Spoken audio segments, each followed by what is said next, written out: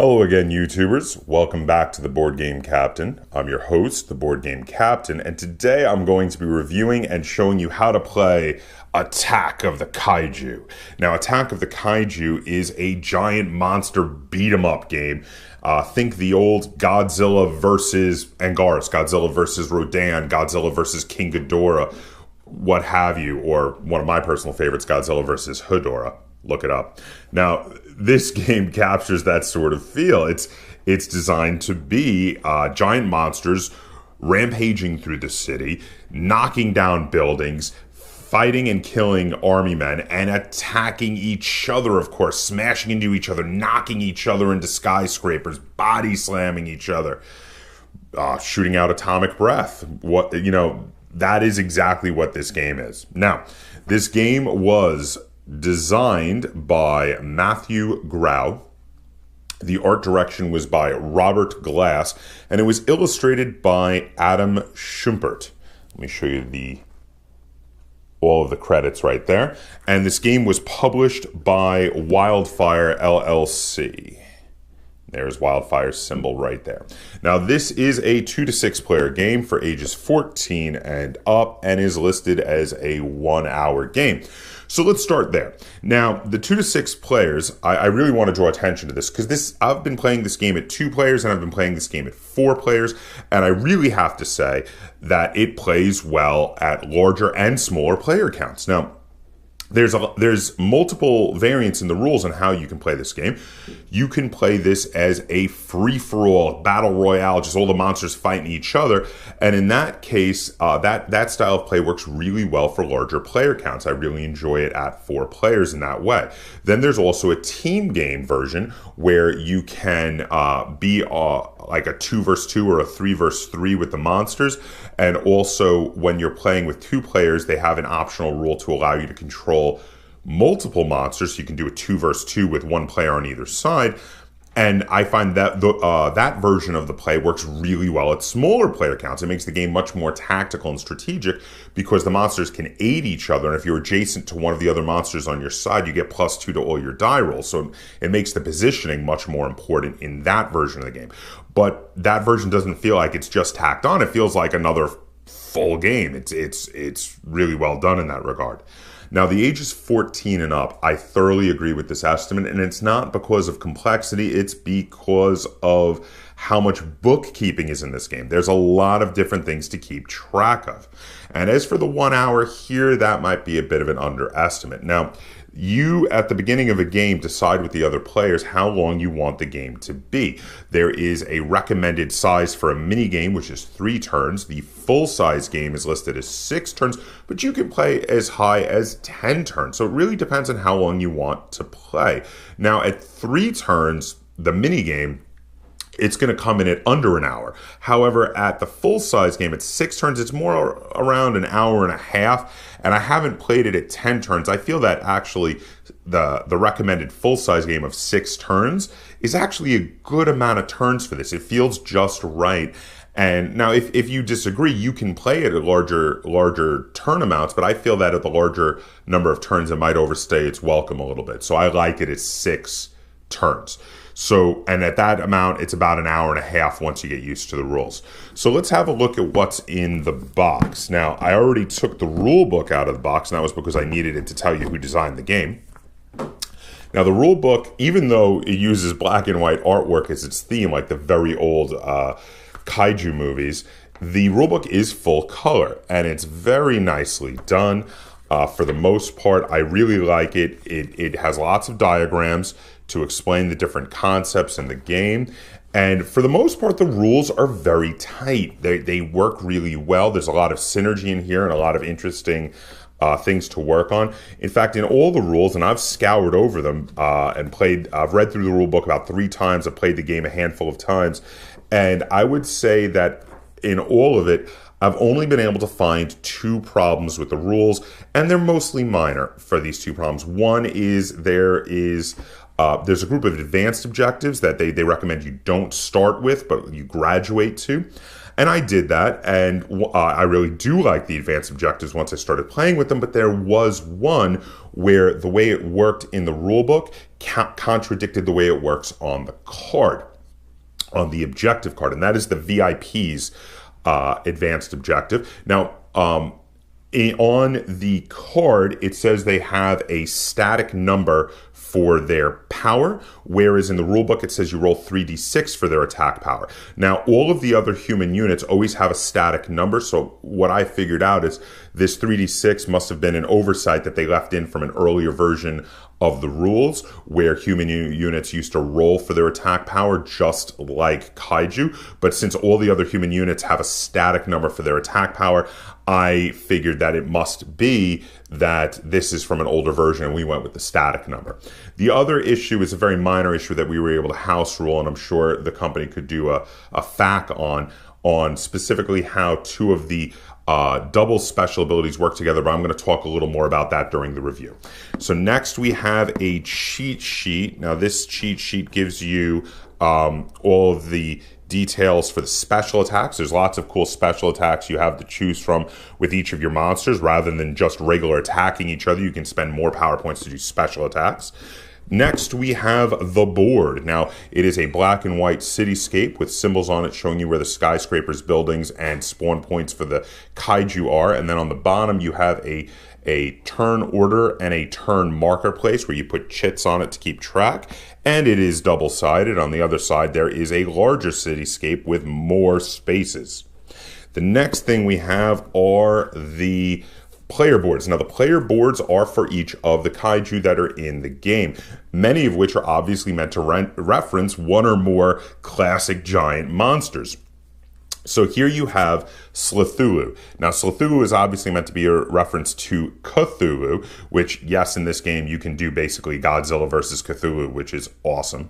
And on the board, you have the special abilities for the monsters up here, which are very clear and easy to understand. You have the areas you keep track of their power and their reserve, their victory points, and their health. And these are very important. You use chits to move around on these.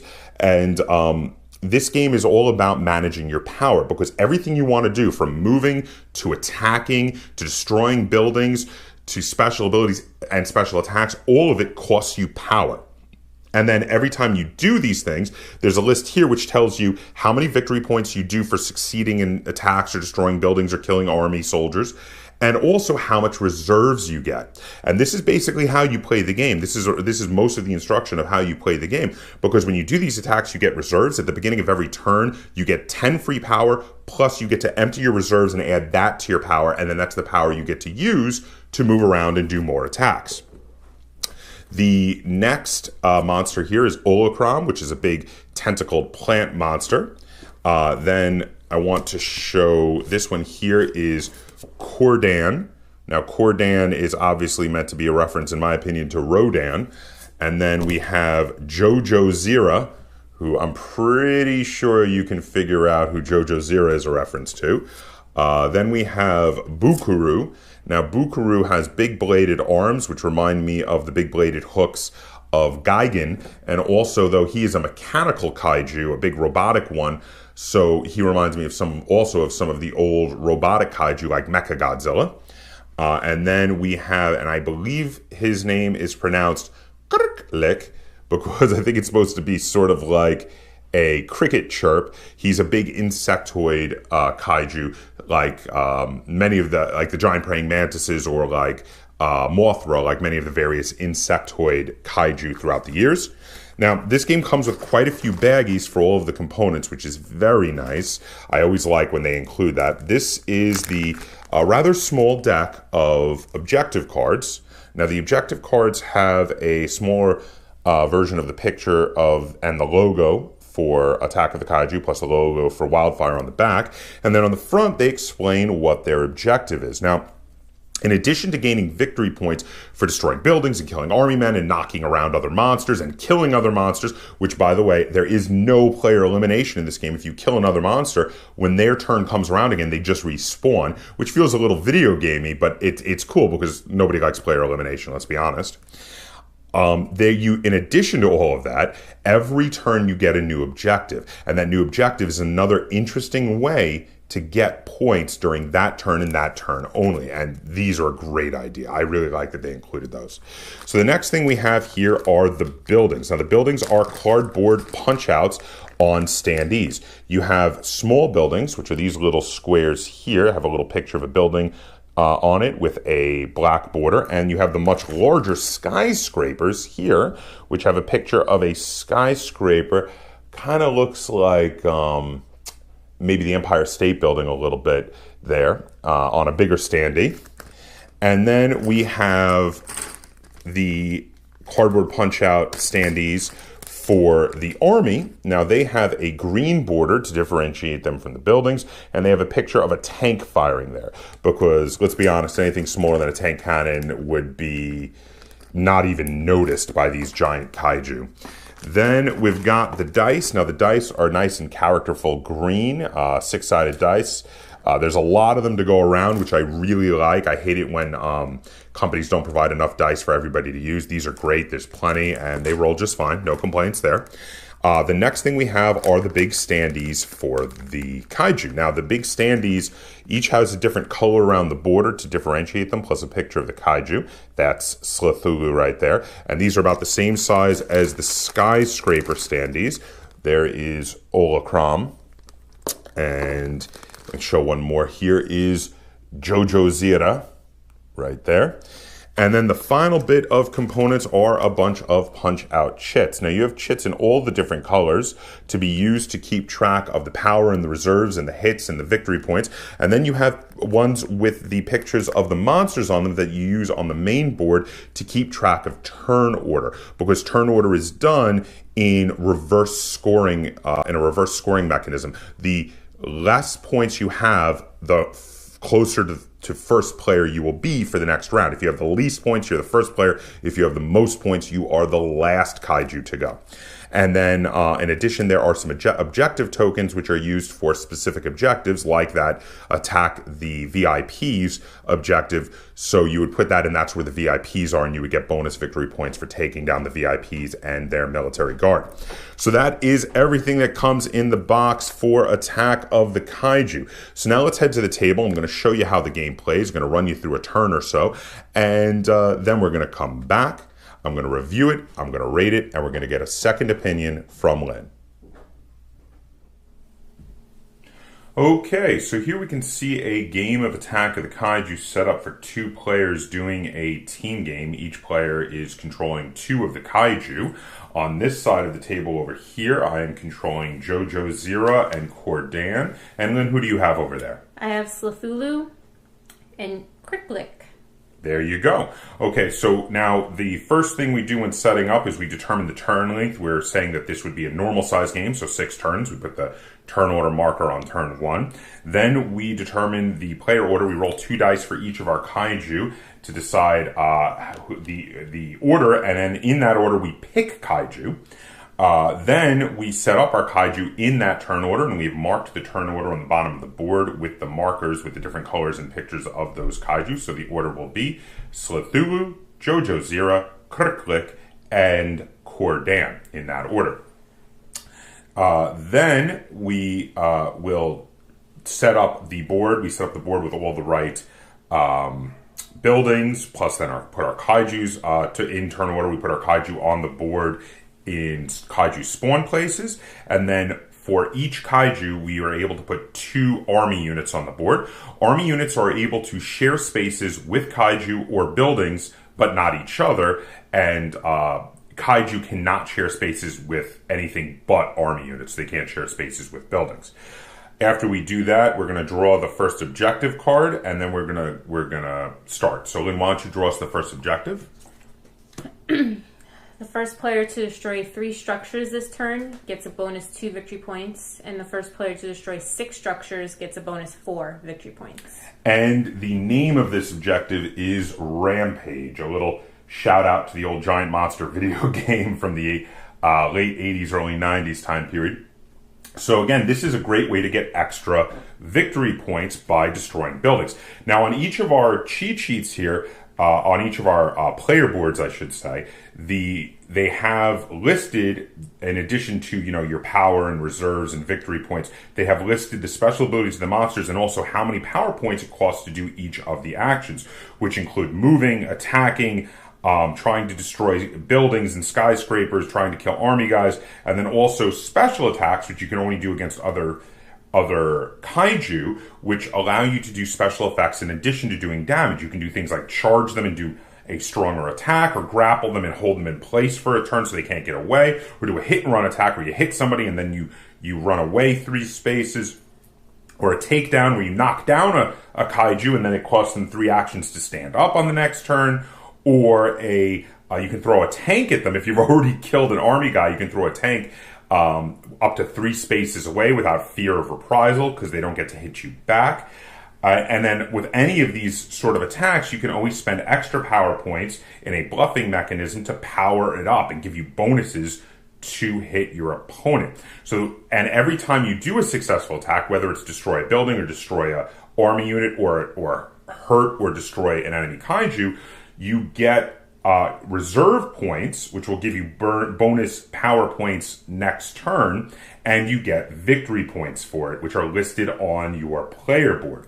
At the beginning of every turn, the kaiju will get 10 power points, and at the beginning of the whole round, everybody gets to convert their reserves into power points. So you're trying to earn reserves, so you will have more power points next round. And that's the gist of how this game plays. So now we're just going to run you through a turn or so you can see that. So first up is Slithulu. Slithulu, what are you going to do? Oh,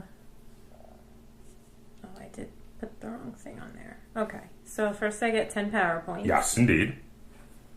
I'm going to use 2 to attack this building right here. Okay, so now that building needs a 4 or better on the 2 dice, and you got it. So it's an easy destroy the building. And so that gives you a reserve and a power point. No, it gives me a reserve and a victory point. Oh, excuse me, a reserve and a victory point. Thank you. And then I'm going to use 2 more power to attack that building. Okay, fair enough. And it's a 4, so you succeed. So again, a reserve and a victory point. Then I'm going to use 1 power point to move. Okay. And then use 2 to attack this building. And each power point you use to move, you can move up to 2 spaces. Oh, that building's totally destroyed. That's 3. So I get the bonus 2 victory points. Indeed, and we cover that up with one of the pieces to show that it's already been obtained. So now the second objective can be obtained by Slithulu if he has enough power to do it. He might get an early lead. To move again. Okay. And then attack this building. Okay. Oh, that's a hit. So that's a 4th destroyed building now. Then I'm going to move again and attack that building. Okay. Oh, that's destroyed. And then move 1 more time to attack that building. Okay. And that's also destroyed. Now, was that 6 buildings? Yes. So you get the full objective, which means no one else can get that objective. Now, is Slithulu out of power, or can he keep going? I have 4 more power. Are you going to save it for defense, or are you going to keep going? I think I'm going to save it. Save it for defense. Okay. So in which case, it is Jojo Zira's turn.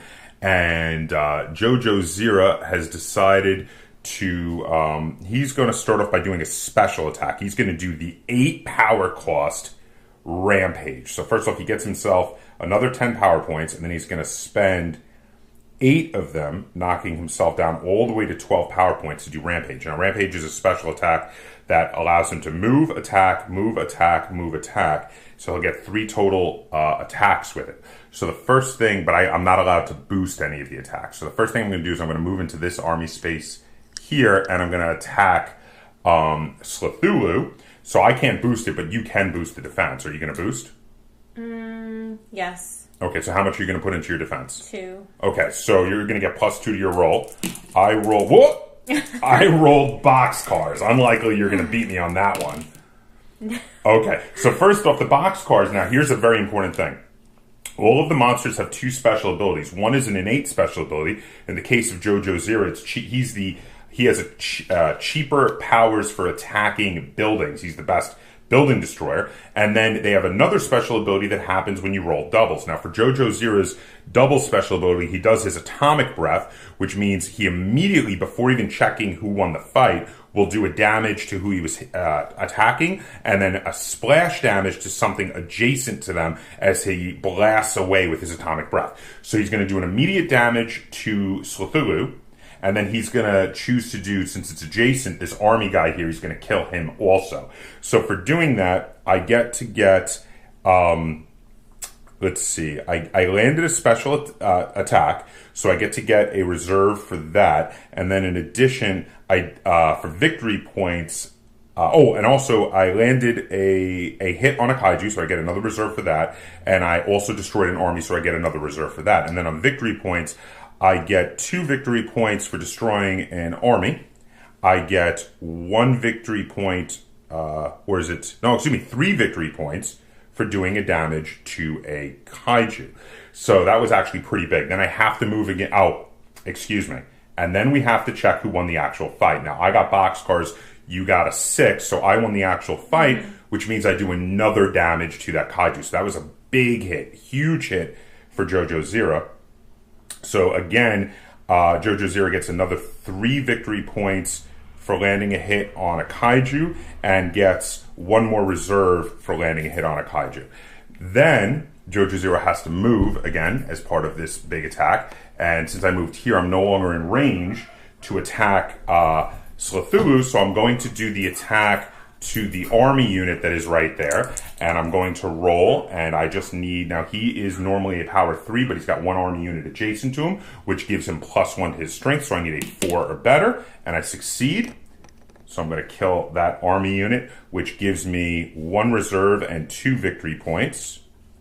And then I get to move again and do 1 more attack, and I'm going to do another attack on Cthulhu. Again, doing a rampage, I cannot boost. Or are you going to boost your defensive roll on Cthulhu? Yeah, I'll do 2 again. Okay, so you're going to get a +2 to your roll. I do not. So I roll, I only rolled a 4 this time. I got a 9. So you beat me, which means you get to do a damage to JoJo Zero. So JoJo Zero is going to take a wound. However, you do not earn reserve and victory points unless it's your turn. So Cthulhu does not get any reserve and victory points on that. So now I'm going to do a regular attack after doing that rampage. I'm going to do a regular attack on Cthulhu, which costs me 2 points to attack a kaiju. And I'm going to boost. Are you going to boost for the defense? No. Okay, now if we had both boosted, we get to hide it behind our hand and then reveal it. It's a bit of a bluffing mechanism. But as I'm the only one boosting and she has no power left, I'll just say I'm going to boost 2. So that costs me another 2 power points. So I'm going to get +2 to my roll. And I roll a 6, so it becomes an 8. And Cthulhu got an 8, so when you have a tie, you roll again. I got a 7, so I got a 9. 9. We roll again. I got a 9, 10, 11. I got a 6. Okay, so finally I did a damage to you, so you take a wound. And I get 1 reserve for doing a hit to a kaiju and 3 victory points for doing a wound to a kaiju. I'm going to do, I'm going to try to do 3 power points to do a takedown on Cthulhu. And you said you have 0 power left? Yes, I have okay, 0. I'm going to boost it by 2 points. So this is going to be a takedown. I'm going to try to knock you to the ground. And I boosted it by 2 points, which means I get an 8. I got a 3, so. Okay, so Cthulhu takes another wound and is going to be knocked down to the ground.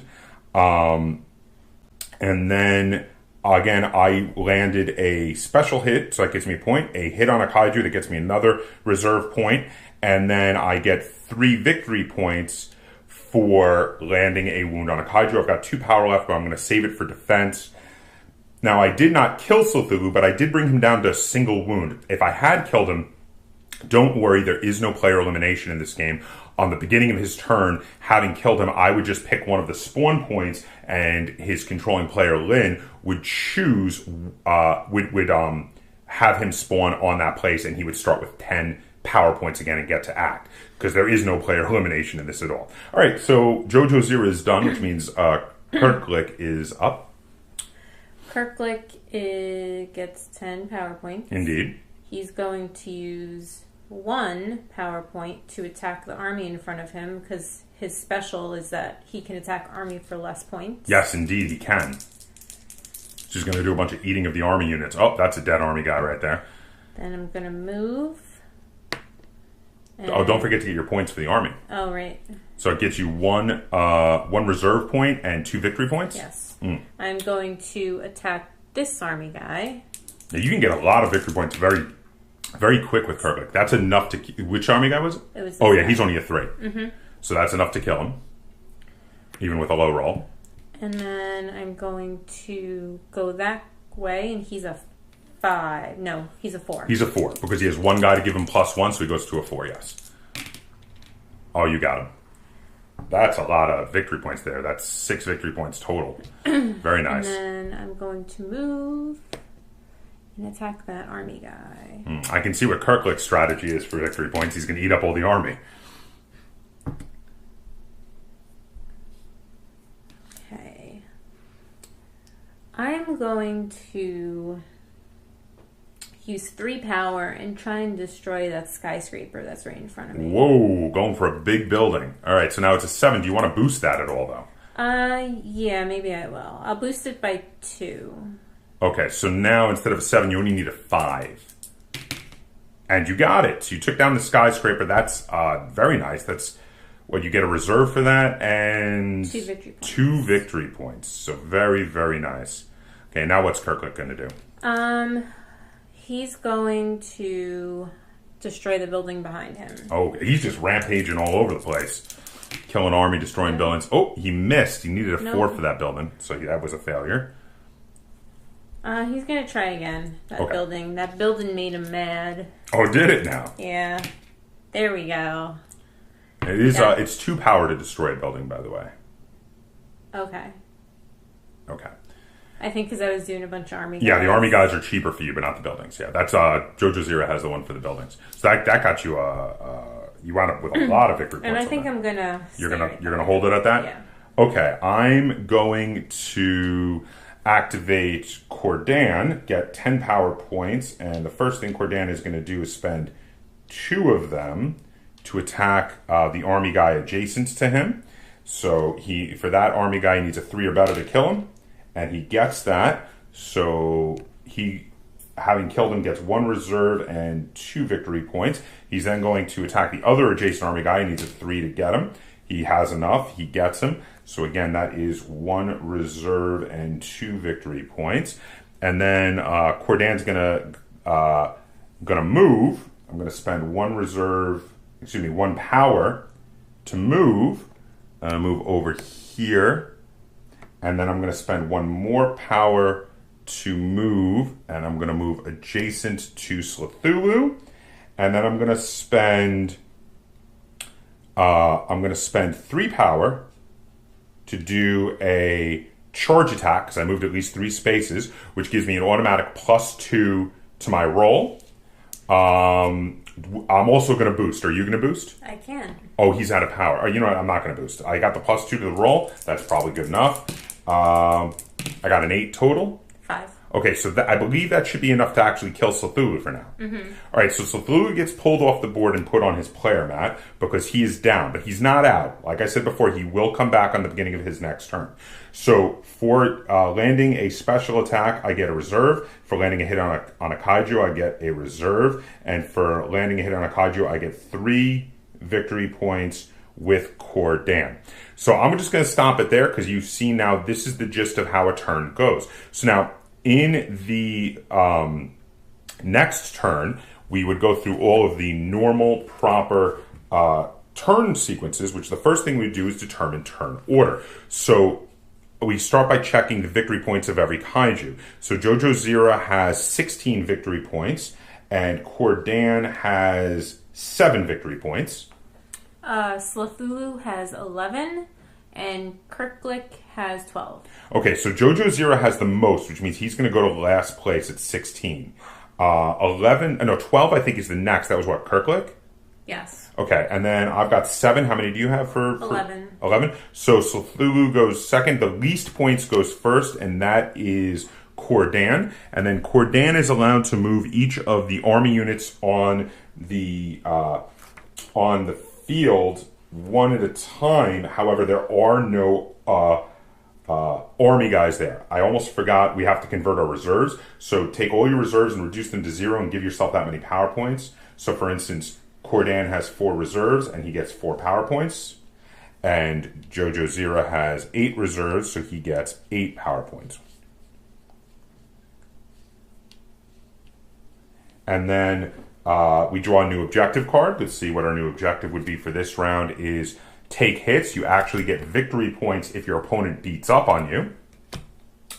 And then we would move the army, which there is no army to move, but it would be Cordan's player who would get to move them because he has the least points. And then he would get to attack. And if you attack, you pick one kaiju, and every army that is either orthogonally adjacent or in the space of the kaiju gives 3 power to the attack. And every army that is one space away from those armies gives 1 power to the attack. The kaiju would have to roll their 2 dice for defense. They can put power into boosting that up.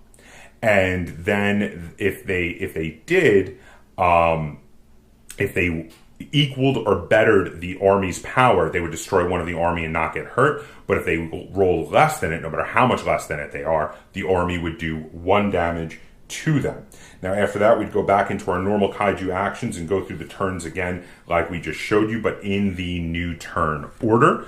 And on Slathulu's turn, which he would go second, he would spawn in a spawning place of my choosing. And that is how you play a game of Attack of the Kaiju. Now, one thing I just wanted to show real quick because we didn't get to do it is how the bluffing mechanism works. So let's say Cordan had decided to attack Kirklick over there, who had plenty of power, and both of them had power and they were adjacent to each other, so I'm just going to move them so that they are. I would say, I'm going to boost my attack. Are you going to boost your attack?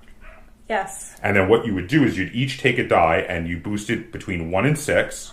So let's go ahead and say we boosted it. Mm-hmm. And we reveal it, and I boosted it 3, and Lynn boosted it 4, and we would subtract that many power points from our kaiju, and then get that, I would get +3 to my roll, while Lynn would get +4 to her roll for the attack roll for that round. And that's just about everything you need to know to play a game of Attack of the Kaiju. So now we're going to head back over. I'm going to talk about how this game feels. I'm going to review it. I'm going to rate it. And we're going to get a second opinion from Lynn. All right, so that was how you play a game of Attack of the Kaiju. Now, there's a lot of good and quite a bit of bad to talk about with this game. So I'm going to start with the bad. So now there are 2 issues with the rules that I had. They weren't very big ones, and these are actually minor gripes. The first one I already talked about in the beginning was the fact that there was the special objective VIPs in the rulebook versus the card contradicted each other, but we were able to figure out that it should be the static power number because that's what all the other human units are. They're all static power numbers. They don't roll dice like Kaiju do. So the one that said they should roll 3 dice obviously was wrong. The other issue is between 2 of the special abilities. Now, when you roll doubles, whether you're attacking or defending, your special double power happens immediately. And now, when 2 monsters roll doubles, that obviously means they should happen simultaneously. Now, there is one pair of monsters where a certain special double contradicts each other and is a slight issue, but we were able to house rule it, and that was Cordan. When he rolls doubles, he does the sonic boom, which is he knocks his opponent back 3 spaces. And if he knocks you into a building, other kaiju or edge of the board, he does an extra damage to you. And then in Slathulu's special ability is when he rolls doubles, he gets to do a free special attack of his choice. And the situation we ran into is that when Slathulu does a hit and run attack, which would allow him, if he succeeded in his attack roll, to do a damage and then move 3 spaces in any direction he wants. And if Cordan also rolled doubles, he should also immediately knock Cthulhu back. Well, what happens? So what we decided was Cthulhu does the damage but gets knocked back because we figured that core dance should take precedent. Now, it's not specifically stated in the book that that's what happens, but it made sense to us, so we house ruled it and we moved on. Now, it's not that big a deal because we were able to get past it. My bigger gripes are not with the rules at all. My bigger gripes are all with the production. Now, first, I want to throw in a little positive. As a positive, they managed to find a lot of good ways to save on costs with this game, and they got the price tag down to $30. And you know what? For a $30 game, there's a lot of game here. This game is quite heavy, and there's a lot of interesting strategy and tactics and a lot of enjoyability for a $30 game. But this is a game that it feels to me should have been a $60 game with better components. A lot of the components are really lacking for me when it comes to playing the game. When it comes to the cardboard punch-outs for the buildings, the army guys, and the kaiju, I would have preferred plastic minis. I would have loved plastic minis of kaiju, and also especially because the small buildings and the army units are the exact same size. And even though the army units have a green border, I have had multiple occasions where myself or other people have mistaken one for the other, thought a building was a army unit or vice versa. In addition to that, there's also the fact that depending on which way they're facing, you may not be able to see them with the cardboard punch-out chits, and you have to turn them a lot. If they were plastic minis, you would always be able to see them. Another gripe I have with the components is the board. I would like the board to be larger. Now, the side of the board that has less spaces on it, the spaces are big enough to do what you need to do, but it would become cramped if you were playing 5 or 6 players, and you would then really need the other side of the board. The other side of the board, to fit more spaces in, the spaces are smaller, and because of how the army units need to share spaces quite often with buildings or kaiju, there's really just not enough space on those smaller spaces for an army unit and a kaiju, for instance. So we haven't played with that side of the board. We've restricted ourselves to the side of the board with the larger spaces. And that side of the board works fine at this size. It's just that for the other side of the board, I really would have liked a board maybe twice as big that folded over, or even bigger. I really just feel like it would have been better to have a larger board. The final complaint I want to make is about the player boards. Now, the player boards have the same sort of problem that people have with Terraforming Mars. You just have a flat cardstock player board with little cardboard chits on them, and it's very easy for the cardboard chits to slide around and for you to lose track of where they were. In fact, it's a little bit easier than it was with Terraforming Mars because at least they had little plastic cubes which had a little more heft to them. The little cardboard chits can very easily slide around on the board. Now, I found a way to fix this very easily by using polyhedral dice, mainly D10s, the pair of D10s that you would use for a percentile roll in a role-playing game, using them for the score and using a D20 for certain other things, using a D6 for hit points, things like that. And in the future, we're going to be using dice instead of the cardboard chits. So that's a fairly easy fix.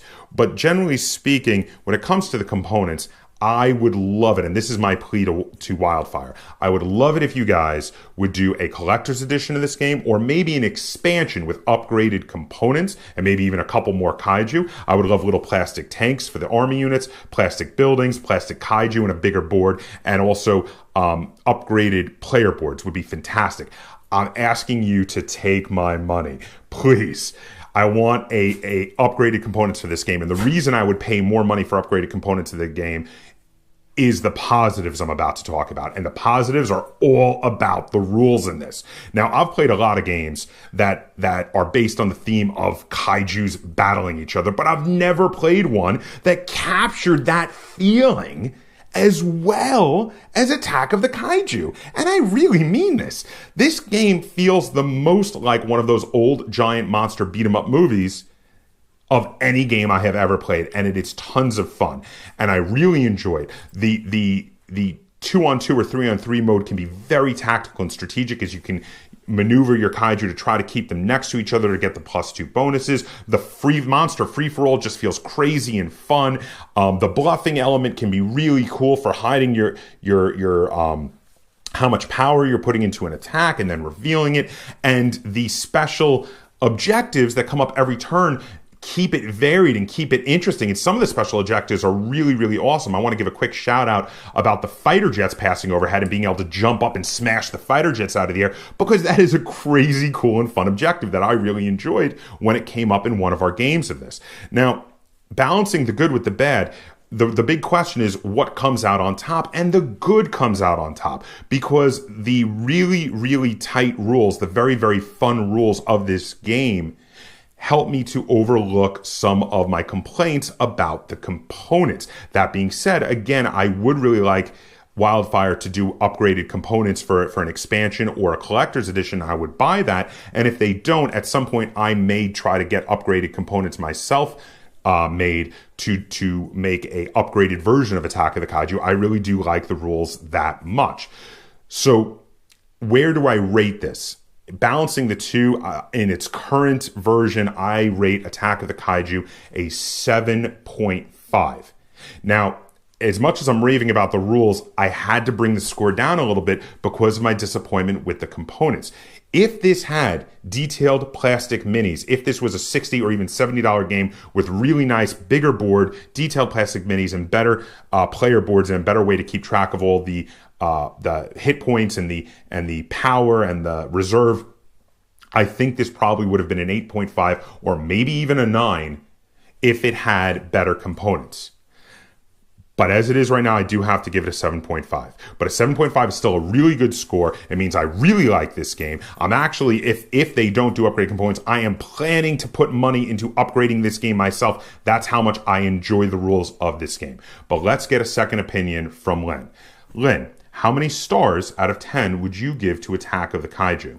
7. So Lynn gave it 7 stars. I gave it 7.5. We talked about it, and she told me she thoroughly agrees that it's a very good game, but that she does find that the components are a bit lacking. So she agreed with me wholeheartedly. So there you have it. 7 stars from Lynn, 7.5 from me.